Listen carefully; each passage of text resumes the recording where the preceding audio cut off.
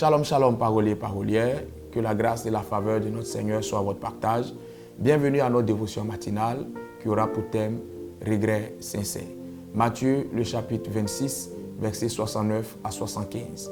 La Bible déclare que Pierre a régné Jésus et après que le coq ait chanté, Pierre a regretté amèrement son acte et il a pleuré amèrement. Amen. Vous savez, tout au long de votre marche, tout au long de votre parcours de vie et dans vos relations humaines en général, vous ne serez pas à l'abri d'erreurs. Vous pouvez en commettre et les autres peuvent aussi en commettre vis-à-vis de vous.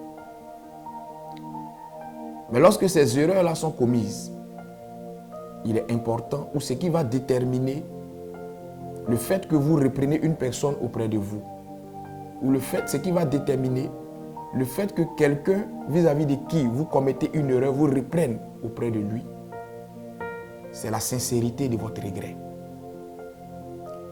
Vous savez, la sincérité d'un regret ne se mesure pas dans le feu de l'action.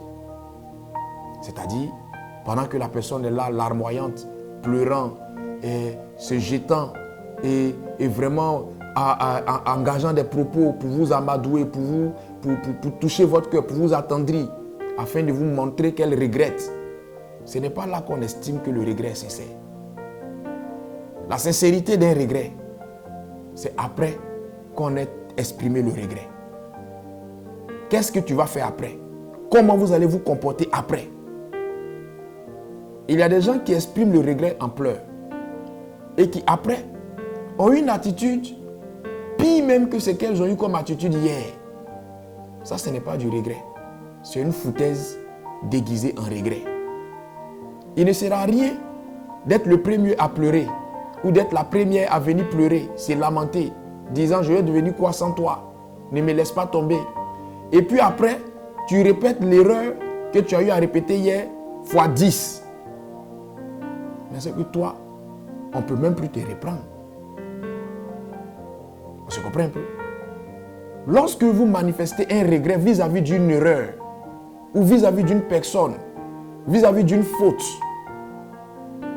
veillez à avoir l'attitude qui est liée à la proportion des regrets que vous avez manifestés. C'est en cela qu'on va estimer que vous êtes sincère. Mais il y a beaucoup de regrets hypocrites de nos jours. Il y a beaucoup de regrets manipulés de nos jours. Il y a beaucoup de regrets de façade de nos jours. C'est pour ça que certaines relations ne sont plus sincères.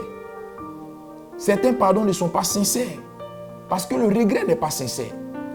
Pierre a regretté amèrement. C'est ce qui a fait que Jésus l'a repris.